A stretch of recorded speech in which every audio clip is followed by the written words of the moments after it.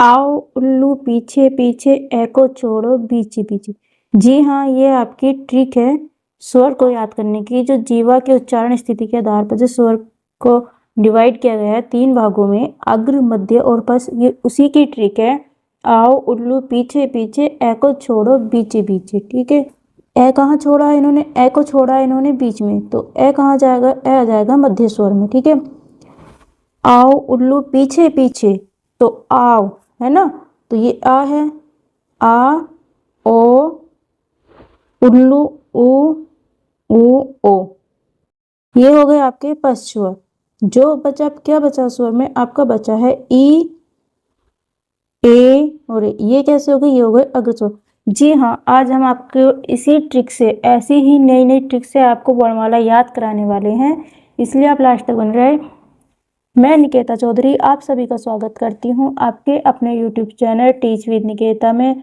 और आज मैं आपके लिए वर्णमाला टॉपिक लेके आई हूँ, जो आपके यूपी टेट, सुपर टेट के साथ साथ जितने भी आपके अदर टीचिंग कंपटीशन एग्जाम है या फिर अदर कंपटीशन एग्जाम है जिसमें हिंदी आती है, उसके लिए बहुत ज़्यादा इम्पोर्टेंट है। ये 5-6 नंबर का वर्णमाला से हर एग्जाम में क्वेश्चन बनते हैं, चाहे आपको यूपीएसआई हो, चाहे आपको यूपीपी कांस्टेबल का हो, चाहे आपका टैट हो, चाहे सुपर टैट हो, कुछ भी है, कोई सा भी एग्जाम हो जिसमें हिंदी आती है। तो चलिए स्टार्ट करते हैं अपनी क्लास। तो सबसे पहला है कि भाषा की सबसे छोटी इकाई क्या होती है? या तो आप इसको छोटी इकाई भी बोल सकते हो, और या फिर ये भी क्वेश्चन पूछा जाता है कि भाषा की मूल ध्वनि क्या होती है? किसे मूल ध्वनि बोला जाता है? तो मूल ध्वनि बोला जाता है वर्ण को, वर्ण यानी अक्षर। ठीक है, और अक्षर, अब आपका क्वेश्चन बनता है कि वर्ण यानी कि अक्षर क्या होते हैं? तो अक्षर उस मूल ध्वनि को कहते हैं, उस मूल ध्वनि को वर्ण या अक्षर कहते हैं जिसके क्या, जिसके खंड नहीं किए जा सकते। ठीक है, जिनके टुकड़े नहीं किए जा सकते उनको बोला जाता है वर्ण। ठीक, जैसे उदाहरण हो गया आपका ए, ई, है ना, ये सब क्या है? ये आपके वर्ण हैं, इनके खंड नहीं किए जा सकते हैं।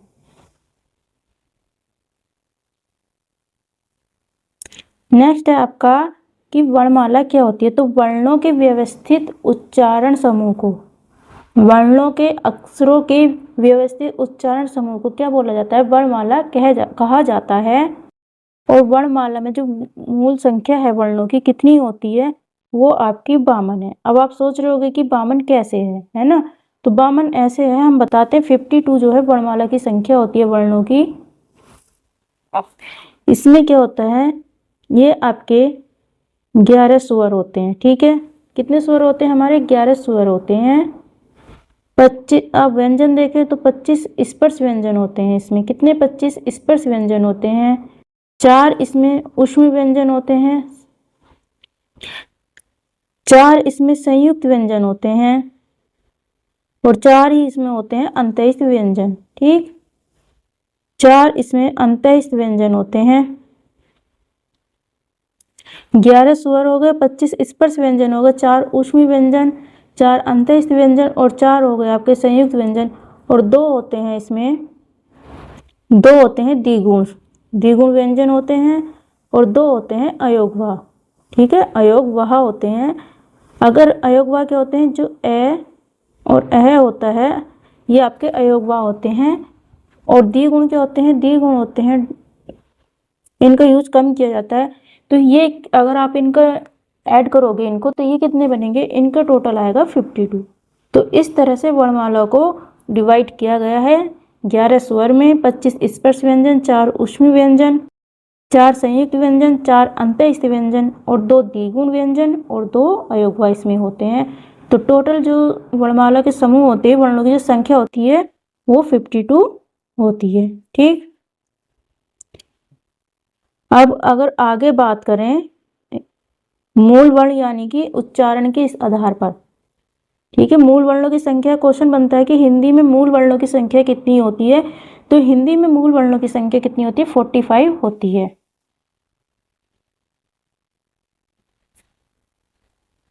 अब उच्चारण के आधार पर हम देखते हैं कि भाई उच्चारण के आधार पर कैसे। उच्चारण के आधार पर स्वर हो जाते हैं आपके 10। ठीक, कितने स्वर हो जाते हैं? 10 स्वर हो जाते हैं। और स्पर्श व्यंजन हो गए आपके 25। 25 हो गए आपके स्पर्श व्यंजन हो जाते हैं। द्विगुण हो जाते हैं आपके, ऊष्म हो जाते हैं आपके 4, और 4 हो जाते हैं आपके अंतःस्थ व्यंजन। ये सब हो जाते हैं आपके, कितने हो जाते हैं, ये हो जाते हैं आपके 45, और 2 इसमें हो जाते हैं द्विगुण। ठीक है, ये 2 द्विगुण हैं, 10 स्वर हो जाते हैं, 25 स्पर्श व्यंजन होते हैं, 2 द्विगुण होते हैं, 4 ऊष्म और 4 अंतःस्थ। ये सब हो जाते हैं। उच्चारण के आधार पर अगर पूछा जाता है कि वर्णमाला में उच्चारण के आधार पर वर्णों की संख्या कितनी होती है, तो आप बताओगे 45, और टोटल जो होती है वो होती है 52। इतने क्लियर। आगे चलते हैं। अब बात करते हैं वर्णों की। ठीक, वर्ण की। तो वर्ण कितने टाइप के होते हैं, 2 प्रकार के आपके वर्ण होते हैं। एक स्वर होता है, एक स्वर व्यंजन स्वर होता है, और एक होते हैं व्यंजन। ये आपके 2 टाइप के वर्ण हो गए, स्वर और व्यंजन। स्वर क्या होते हैं, स्वर, स्वरों को संस्कृत में क्या बोला जाता है, स्वरों को संस्कृत में बोला जाता है अच।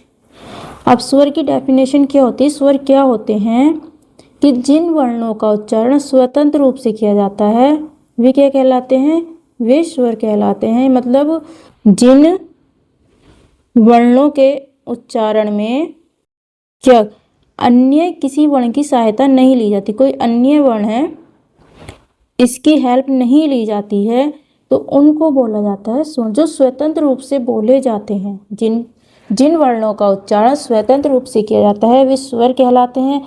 दूसरी परिभाषा हो सकती है कि जिन वर्णों के उच्चारण में अन्य वर्णों की सहायता नहीं ली जाती उन्हें क्या बोला जाता है, उन्हें भी स्वर बोला जाता है।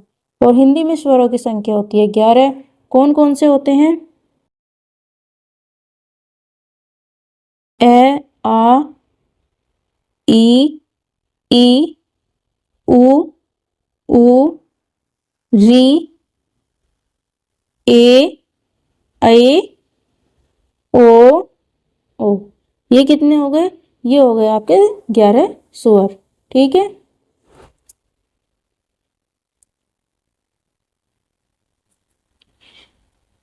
अब आगे देखते हैं उच्चारण के आधार पर स्वर कितने प्रकार के होते हैं। तो उच्चारण के आधार पर जो स्वर होते हैं वो 3 प्रकार के होते हैं, ह्रस्व स्वर, दीर्घ स्वर और प्लुप्त स्वर। यहाँ से क्वेश्चन बनता है, इतना पूछा जाता है कि उच्चारण के आधार पर स्वर कितने प्रकार के होते हैं, तो आप बताओगे उच्चारण के आधार पर स्वर 3 प्रकार के होते हैं। बात करते हैं ह्रस्व स्वर की। तो ह्रस्व स्वर क्या होते हैं, जिन स्वरों के उच्चारण में कम समय लगता है, क्या उच्चारण में कम समय लगता है उनको बोला जाता है ह्रस्व स्वर। या ये बोल सकते हैं कि जिनके उच्चारण में एक मात्रा का, कितनी, एक मात्रा का समय लगता है उनको बोला जाता है ह्रस्व स्वर। ह्रस्व स्वर कौन से होते हैं, उदाहरण है इनका ए, ई, उ, री। ठीक है, ये आपके कितने, 4 आपके ह्रस्व स्वर होते हैं। इसमें ए क्या है, ए आपका उदासीन स्वर है। क्या है ये, उदासीन स्वर है ये। ई, उ कैसे हैं, ई, उ हैं आपके प्राकृतिक स्वर।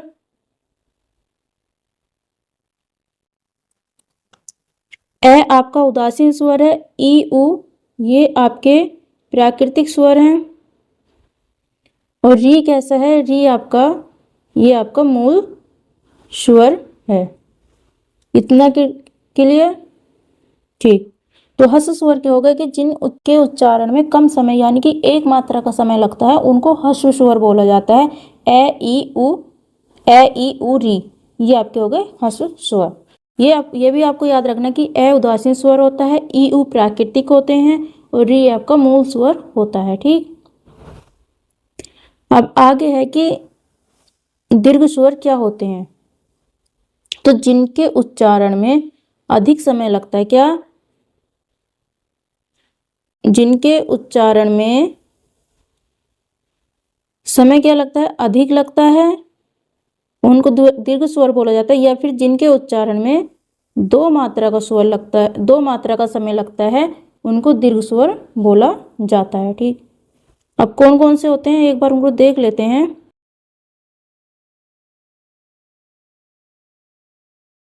आ, ई, उ, ए,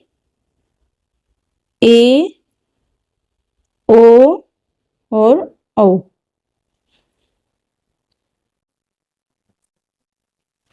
ये आ, ई, उ जो हैं ये आपके कैसे हैं, ये हैं आपके सजातीय स्वर। सजातीय स्वर क्या होते हैं, जब ये कैसे बनते हैं, आ कैसे बनता है, ये ए प्लस ऐसे बनता है, तो क्या होगा, ये होगा सजातीय स्वर। ठीक, अब ये कैसे हैं, जो रह गए हैं आपके, ये कैसे हैं, ये ए ओ ऊ कैसे हैं, ये आपके हैं संयुक्त स्वर। संयुक्त व्यंजन तो होते हैं, संयुक्त व्यंजन के साथ आपके संयुक्त स्वर भी होते हैं। क्यों, ये ए जो है ये किससे मिलकर बनता है, ये ए प्लस ई से मिलकर ही बनता है, तो ये कैसे हो गया, संयुक्त स्वर हो गया। ये सब आगे हम डिटेल में भी पढ़ेंगे, अभी बस इतना ही देखना। अब बात करते हैं प्लुप्त स्वर की। तो प्लुप्त स्वर क्या होते हैं, जिनके उच्चारण में 3 मात्रा का समय लगता है, उनको बोला जाता है प्लुप्त स्वर। जैसे किसी को बुलाते हैं हे, अरे, तो इसमें क्या पहचान है, इसमें ऐसे करके एस या फिर ऐसे करके 3 बना होता है, तो ये क्या होते हैं, ये आपके होते हैं प्लुप्त स्वर।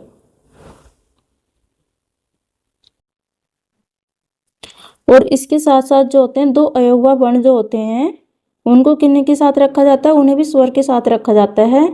ये आपके अंग और अहे क्या है, ये आपके अयोगवा होते हैं, और इनको कहाँ रखा जाता है वर्णमाला में, इन्हें स्वरों के साथ रखा जाता है, ये आपको ध्यान रखना है।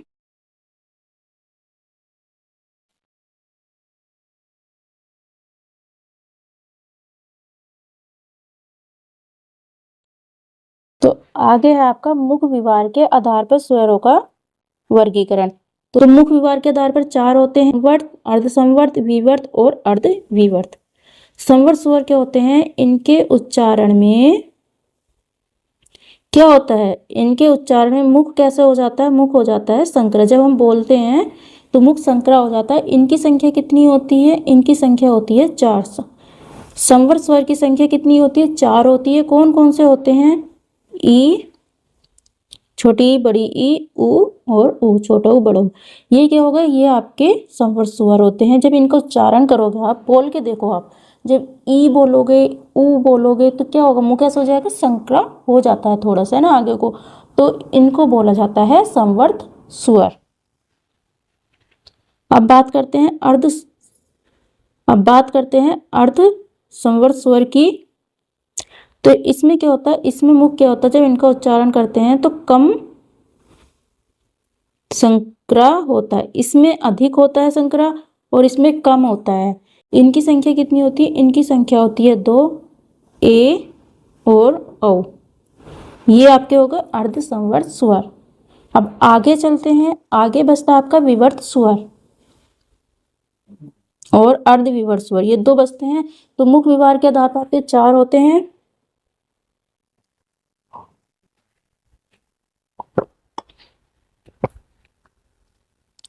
तो जब इनका उच्चारण होता है विवर्त स्वर का, तो इसमें क्या होता है, इसमें जो होता है मुख क्या होता है, मुख द्वार क्या होता है, पूरा खुला होता है। ठीक है, ये याद रखना, विवर्त स्वर में क्या होता है, मुख पूरा खुला होता है। और ये संख्या में कितने होते हैं, ये संख्या में 2 होते हैं, जैसे आ और आओ।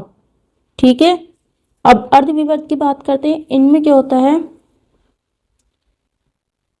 इसमें क्या होता है, मुख द्वार अर्ध खुला होता है। कैसे खुला होता है, इसमें अर्ध खुला होता है, मतलब पूरा खुला नहीं होता, थोड़ा सा खुला होता है। और ये संख्या में 4 होते हैं, ए ओ और ओ। आप इनका स्क्रीनशॉट ले लेना, इम्पोर्टेंट है।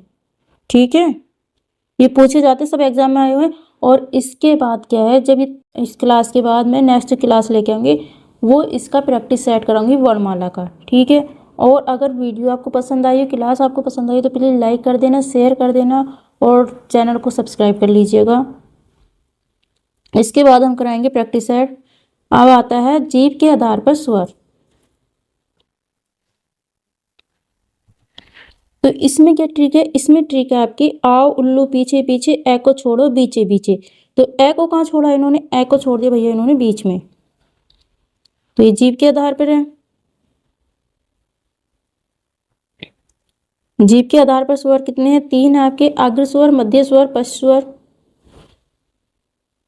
तो आओ उल्लू पीछे पीछे, ए को छोड़ो बीचे बीचे, तो ए को तो छोड़ दिया इन्होंने बीच में, कहाँ छोड़ा, बीच में छोड़ा, तो ए कैसा हो गया, ए हो गया आपका मध्य स्वर।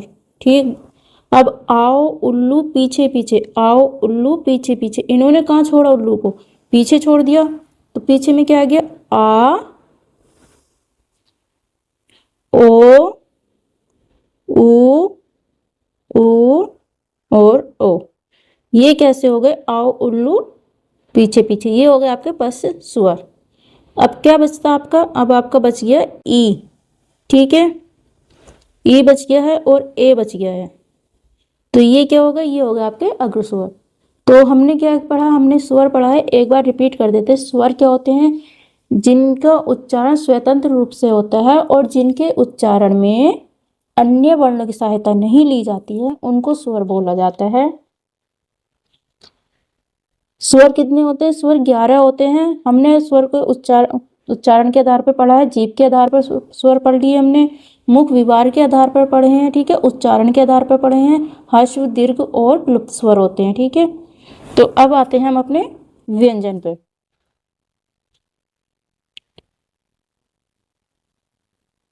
तो व्यंजनों को संस्कृत में क्या बोला जाता है, व्यंजनों को संस्कृत में बोला जाता है हल।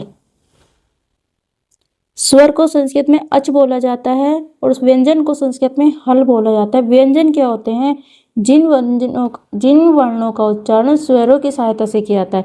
इनका उच्चारण किसकी सहायता से होता है, स्वरों की सहायता से इनका उच्चारण होता है। तो जिन वर्णों का उच्चारण स्वरों की सहायता से किया जाता है उन्हें क्या बोला जाता है, उन्हें व्यंजन बोला जाता है। ठीक है, अब कैसे कैसे इनका डिवाइडेशन है ये मैं आगे बताती हूँ आपको। तो सबसे पहला है स्पर्श व्यंजन। तो स्पर्श व्यंजन क्या होते हैं,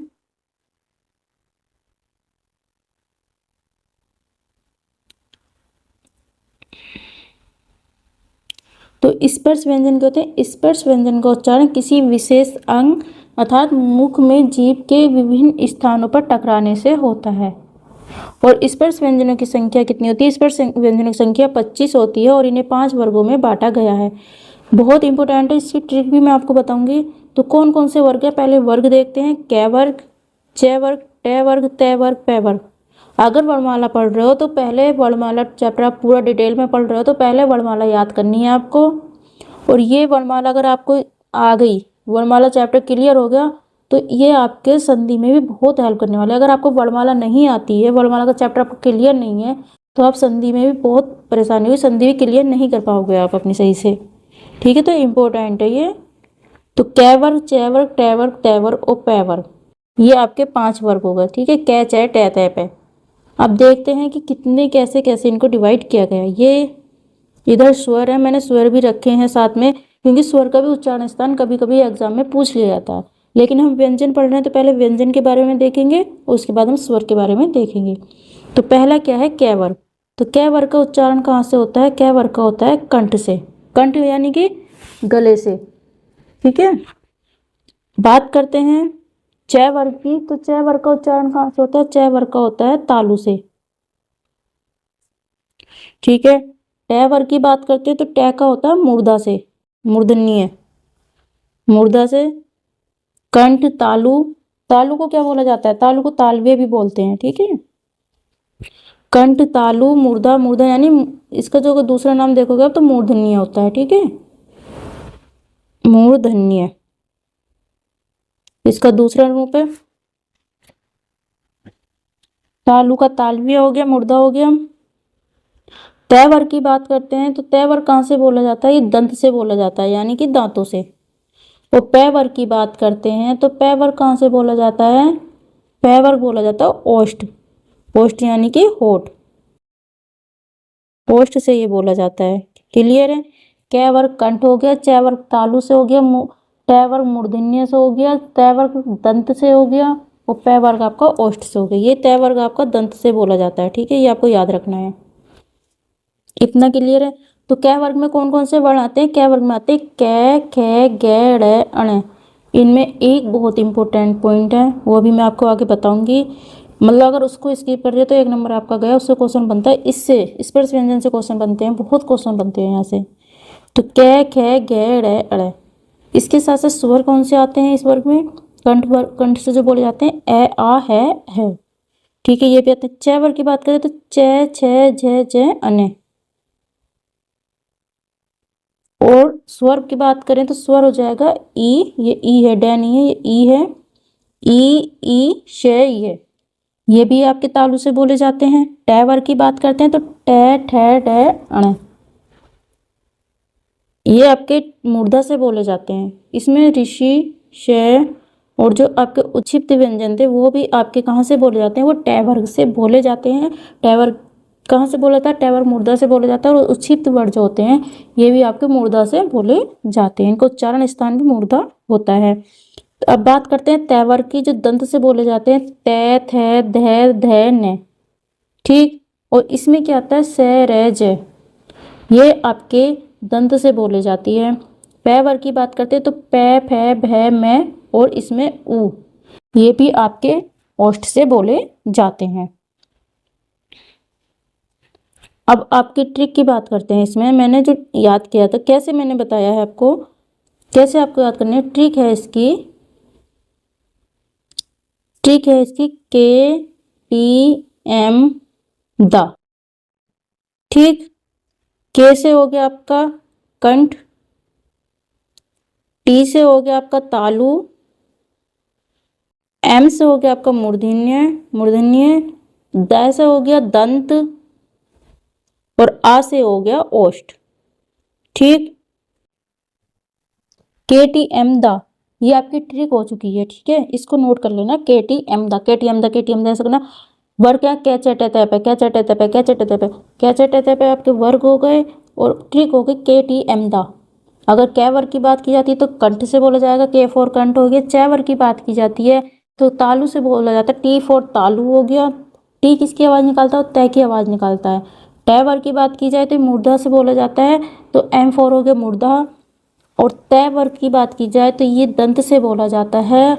और द से हो गया आपका दंत। और पै वर्ग की बात की जाए तो पै क्या किससे बोला जाता है? ये ओष्ठ से बोला जाता है, तो आ से हो गया ओष्ठ। ठीक, इतना आपको क्लियर हो गया। अब नेक्स्ट पॉइंट जो बहुत इंपॉर्टेंट है मैं वो बताती हूँ आपको।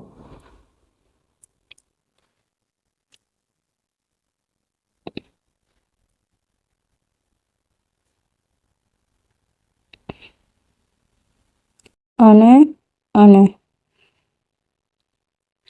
इसमें क्या है? ये जो कै वर्ग, ये जो आपके स्पर्श व्यंजन है, इसमें प्रत्येक वर्ग का क्या? प्रत्येक वर्ग का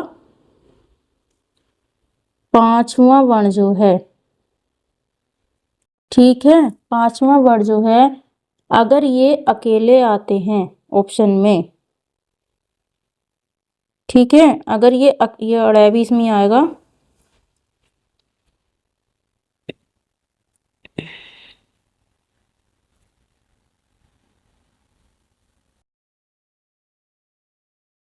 मेरी बात ध्यान से सुनना। प्रत्येक वर्ग का 5वां वर्ण अगर क्वेश्चन आपसे पूछा जाता है और ये अकेले आते हैं, ड़, ण, न, में, अगर ये ऑप्शन में अकेला आया हुआ है, क्या? अकेला, तो आप इसका उच्चारण स्थान क्या बताओगे? अनुनासिक। उच्चारण स्थान क्या बताओगे? अनुनासिक। सी टेट याद आ रही? यूपी टेट, सुपर टेट में क्वेश्चन आया हुआ है। सुपर टेट में 2019 में क्वेश्चन आया हुआ है कि मैं का जो उच्चारण, इसका मैं का उच्चारण स्थान किससे होता है? तो इसमें पै वर्ग भी दिया था और अनुनासिक भी दिया था। तो ज़्यादातर बच्चों ने क्या किया था? पै वर्ग पर क्लिक किया था, लेकिन आंसर क्या है इसका? अनुनासिक।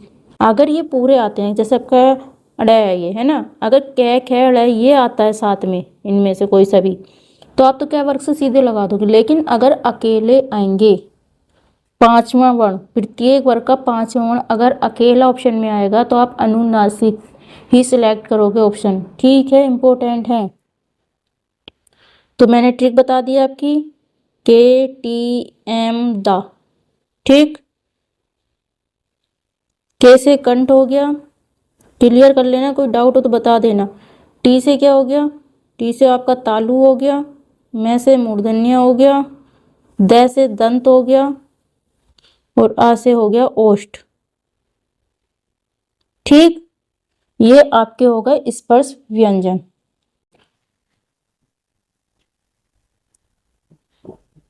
नेक्स्ट है, ये भी आपसे पूछे जाते हैं कि ए जो होता है, ये ए और छोटा ए और बड़ा ए जो होता है, इनका क्या उच्चारण स्थान होता है, तो इनका होता है कंठ तालु। ये आपसे पूछा जाता है।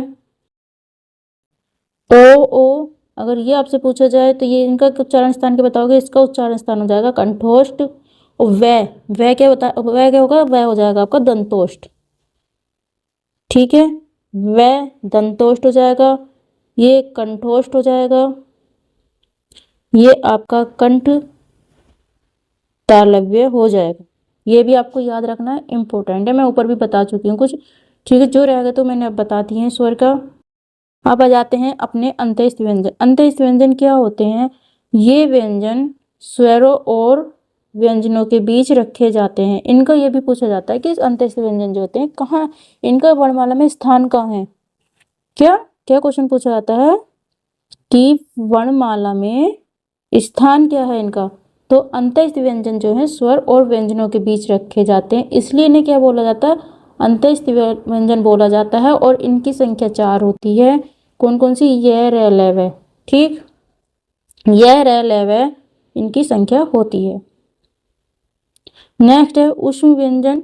ऊष्म व्यंजन क्या होते हैं, ऊष्म व्यंजन इनके उच्चारण में क्या होता है, जब इनका उच्चारण होता है ना ऊष्म व्यंजन का, तो वायु क्या घर्षण के कारण मुख से बाहर निकलती है। कैसे निकलती है, घर्षण के कारण मुख से निकलती है।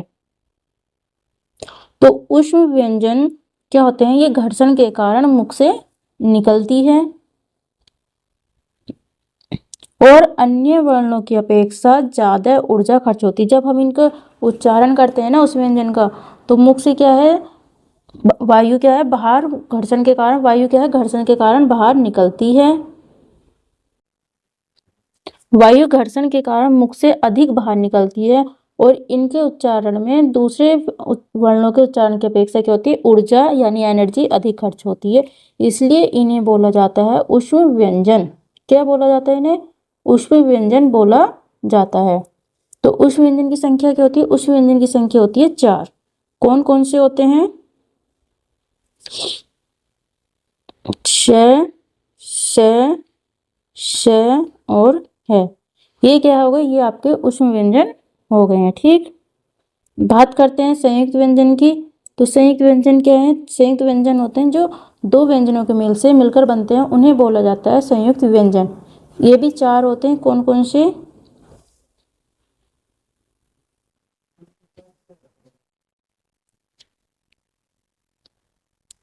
छ, त्र, ज्ञ ज्ञानी और श्रेय, ये आपके होते हैं 4। तो अगर देखो श की बात करें, छ छत्रे की है ना, तो ये कैसे किनसे मिलकर बनता है, ये बना है कै में हलंत है और श, ये इन दोनों से मिलकर बना है। अगर हम इसका इंग्लिश में देखें तो क्या क्या होता है, KSH। तो कैसे हो गया, के से क्या हो गया, कै। ठीक, के का उच्चारण क्या होता है और SH से होगी श, तो 6 किससे हो गया, कैश, कश, ये आपका हो गया। अब बात करते हैं तिरय की, तो ये बनता है त प्लस र। ठीक है, तो ये कैसे हो गया, TR, तिरय। तो टी से क्या हो गया, टी से आपका त हो गया और रा से हो गया र, तो तिरय। तिरय किससे बनेगा, क्या बोलते हैं इसको, तिरय, TR, तिरय। तो त और र से। ठीक है, हलंत लगता है इसमें, र में हलंत नहीं है, इसमें हलंत है। ठीक है, अब आगे क्या बचता है आपका ज। जे क्या बोला जाता है इसको? जे, जे ये बोला जाता है। तो क्या किससे बनेगा? जे प्लस अन जे। ठीक, तो जे से क्या हो गया? जे हो गया, और अन से हो गया आपका ये। फिर क्या है आपका श्रेय, क्या बोलते हैं इसको? श्रेय, क्या बोलते हैं? श्रेय, श्रेय। तो किससे बनेगा? श्रेय प्लस रे से। तो अब क्या आपका श्रेय, श्रेय का क्या होता है? क्या बोला जाता है? श्रेय, SHRA। तो SH से क्या हो गया? SH से हो गया आपका, SH से हो गया आपका श्रेय, और रा से हो गया आपका रे। तो श्रेय, श्रेय, रे, ये आपका हो गया संयुक्त व्यंजन। ठीक, अब बात करते हैं उच्छिष्ट व्यंजन क्या होते हैं।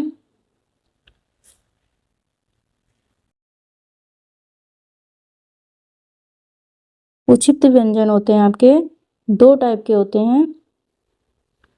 कौन कौन से होते हैं? और नहीं, ये भी स्टार्टिंग में मैं बता चुकी। ऊपर मुझे एक बात और बतानी थी, इसमें रह गया था आपका। ये जो आपका चय वर्ग है ना, चय वर्ग में ये जो है आपके ये, एक सेकेंड, चय वर्ग ये जो, इसको क्या बोला जाता है? स्पर्श संघर्षी, स्पर्श संघर्षी व्यंजन बोला जाता है। कौन से? ये स्पर्श संघर्षी। और जो मैंने बताया था ऊष्म व्यंजन जो बताए थे, शय, शय, है ना, ये कैसे हैं? ये आपके हैं संघर्षी। कैसे हैं? संघर्षी। जब आप क्वेश्चन लगाओगे ना तो आपका सब क्लियर हो जाएगा, परेशान मत हो। अब पढ़ते हैं घोष के आधार पर व्यंजन। ठीक है, तो घोष के आधार पर कितने व्यंजन होते हैं? कितने प्रकार के होते हैं? दो प्रकार के होते हैं, जिन्हें बोला जाता है सघोष यानी कि घोष, और दूसरा होता है आपका अघोष। तो अगर सघोष की बात करें तो इसमें क्या है? तीसरा, चौथा, पांचवा वर्ण। ठीक है, मतलब प्रत्येक वर्ग का, जो अभी स्पर्श व्यंजन पढ़े थे आपने, कै, चे, टे, ते, पे, तो उनका जो तीसरा, चौथा, पांचवा वर्ण होता है, और सभी स्वर, ऐसे ओतक सभी स्वर इसमें आते हैं, ये सघोष होते हैं। और इसके साथ साथ अंतस्थ व्यंजन, यह रेला भी आ जाएगा इसमें, और है, और उच्छिष्ट व्यंजन भी आ जाएंगे।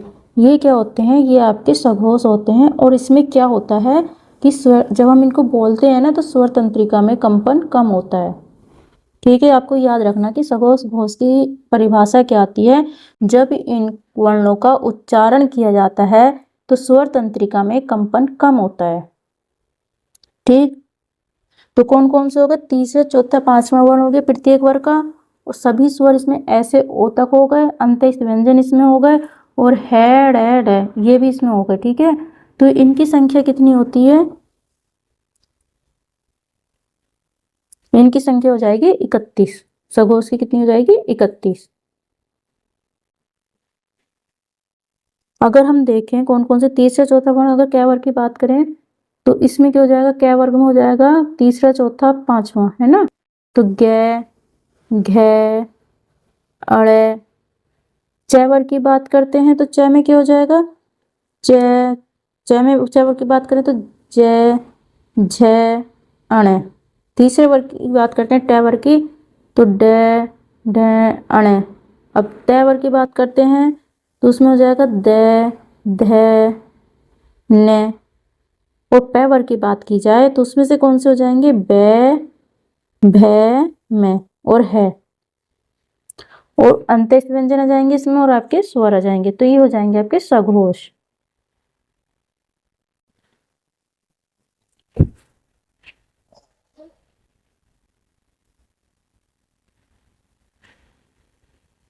हम बात करते हैं अघोष व्यंजन की। अघोष व्यंजन क्या होते हैं? इनके उच्चारण जब करते हैं तो स्वर्धक तंत्रिका में कंपन नहीं होता, इनमें कंपन नहीं होता। जब इनको उच्चारण करेंगे तो इसमें कंपन नहीं होता है, जबकि सघोष में कंपन होता है। तो इसमें कौन कौन से होते हैं? इसमें प्रत्येक वर्ग का पहला, दूसरा वर्ण होता है, और शय, शय होते हैं इसमें। मतलब ऊष्म व्यंजन तो आते हैं इसमें, लेकिन ऊष्म व्यंजन का है नहीं आता है। कहाँ चला जाता है? है चला जाता है सघोष के पास। तो इनकी संख्या कितनी होती है? इनकी संख्या होती है 13। अघोष की 13 होती है, सघोष की 31 होती है। ठीक है, 13 31 ऐसे याद रखना है। एक याद कर लो, सघोष की 31 होती है, सघोष का उल्टा कर दो, अघोष में 13 हो जाएगी। ठीक है, अब इसका ट्रिक क्या है, मतलब ट्रिक क्या मतलब कैसे आप याद रखोगे कि सघोष अघोष में क्या होता है। तो इसमें क्या है, अघोष, जब हम अघोष लिखेंगे तो जब हम अघोष लिखेंगे, हम क्या लिखेंगे, अघोष। ठीक है, जब हम अघोष लिखेंगे तो ए आया इसमें, अघोष ए, तो ए क्या हो गया, पहला। तो इससे आप याद रखोगे पहला। ठीक है, और फिर दूसरा, पहला याद हो गया तो पहला दूसरा, तो पहला दूसरा वर्ण जो होता है प्रत्येक वर्ग का, वो किस में आएंगे, वो अघोष में आएंगे। और बचा क्या, श बचा इसमें, तो श से आपके तीनों श इसमें हो जाएंगे, तो ये हो जाएगा आपका अघोष। और सघोष में तीसरा चौथा पांचवा वर्ग वर्ण हो गया प्रत्येक वर्ग का, और सभी स्वर हो जाएंगे, अंत्यस्थ व्यंजन हो जाएंगे। ठीक है, तो ये आपके घोष के आधार पर हो गए हैं। अब आप बात करते हैं अल्प प्राण के। प्रियतन के आधार पर कितने होते हैं, प्रियतन के आधार पर आपके जो होते हैं दो टाइप के व्यंजन होते हैं, अल्पप्राण व्यंजन और महाप्राण व्यंजन। ठीक है, इसमें क्या होता है, अल्पप्राण में प्रत्येक वर्ग का पहला तीसरा पांचवा वर्ण आएगा और अंत्यस्थ व्यंजन ये रह लगे आएंगे। ठीक है, और महाप्राण में क्या होता है, महाप्राण में दूसरा चौथा वर्ण प्रत्येक वर्ग का दूसरा चौथा वर्ण और ऊष्म व्यंजन आएंगे। अल्पप्राण में क्या होता है, इसमें जब उच्चारण करेंगे तो इसमें क्या होगा, कम वायु निकलती है। क्या होता है, कम वायु निकलती है। महाप्राण में क्या होता है, इसमें आपकी ज्यादा वायु निकलती है। अल्प प्राण के उच्चारण में कम वायु निकलती है, महाप्राण में ज्यादा वायु निकलती है। अल्प प्राण में प्रत्येक वर्ग का पहला तीसरा पांचवा वर्ण होगा और अंत्यस्थ व्यंजन आएंगे, और महाप्राण में आपका दूसरा चौथा वर्ण हो जाएगा उस व्यंजन। अब कैसे याद करना है, मानो आप इन अल्प प्राण और महाप्राण दो भाई हैं, किसी दावत में गए हैं, अब इनको आपको पूरी देनी है। ठीक है, तो आप क्या करोगे, एक पूरी, पहली पूरी इसको दे दी, दूसरी इसकी दोगे, एक एक करके बांटोगे, एक साथ नहीं दोगे। तीसरी फिर इसे, पहली से, दूसरी से, तीसरी से, इसे फिर चौथी, और फिर इसे पांचवी। तो ये तो आपके वर्ण हो गए प्रत्येक वर्ग के। और फिर अंत्यस्थ व्यंजन, ये चार इसमें आ जाएंगे और इसमें आ जाएंगे ऊष्म। ठीक है, महाप्राण में क्या ज्यादा वायु निकलेगी तो ये क्या रहेंगे, ऊष्म व्यंजन लेंगे। ठीक, तो ऐसे आप मतलब भले से ये अल्प है, छोटा है, लेकिन अल्प प्राण क्या है, छोटा भाई है, लेकिन क्या करेगा, पूरी कितनी खाएगा, वो ज्यादा खाएगा। महाप्राण बड़ा है लेकिन पूरी कम खाएगा, कि हाँ भाई मैं तो बड़ा हूँ, चलो कोई नहीं भाई, मैं कम खा लेता हूँ, मैं अपने छोटे भाई को ज्यादा देता हूँ। तो जब हम डिवाइड करेंगे 1 2 3 4 5, तो पहला अल्पप्राण पे जाते हैं।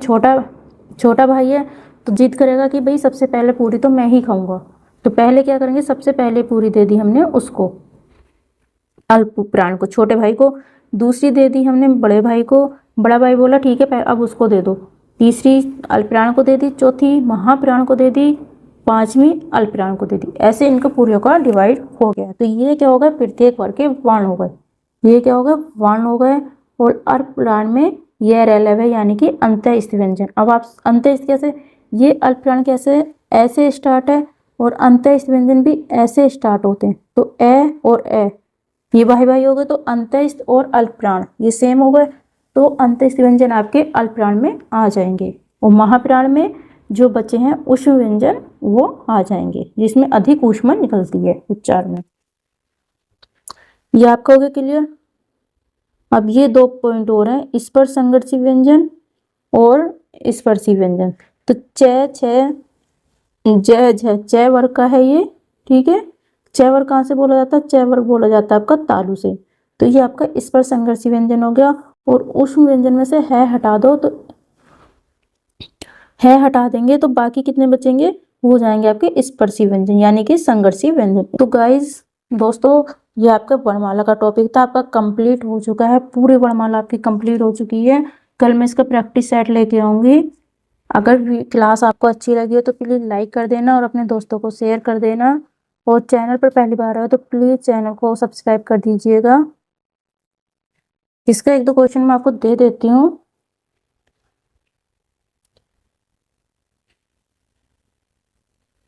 क्वेश्चन है आपका, कमेंट्स में बताना है मुझे कि हिंदी वर्णमाला में 6 से डे के बीच 6 से डे के बीच कौन सा अक्षर आता है? ऑप्शन है आपका पहला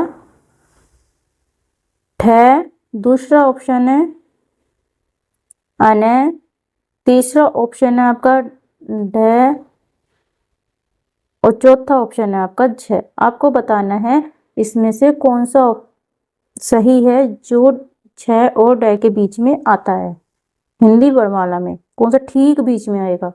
तो आपको मुझे कमेंट्स में आंसर करके बताना है। तो चलिए मिलते हैं कल नई क्लास में, है ना। कल प्रैक्टिस सेट कराएंगे हम वर्णमाला का, पहले थ्योरी क्लास फिर उसका प्रैक्टिस सेट, ठीक है। ऐसे हम चलने वाले हैं। तो bye bye and take care, thank you so much.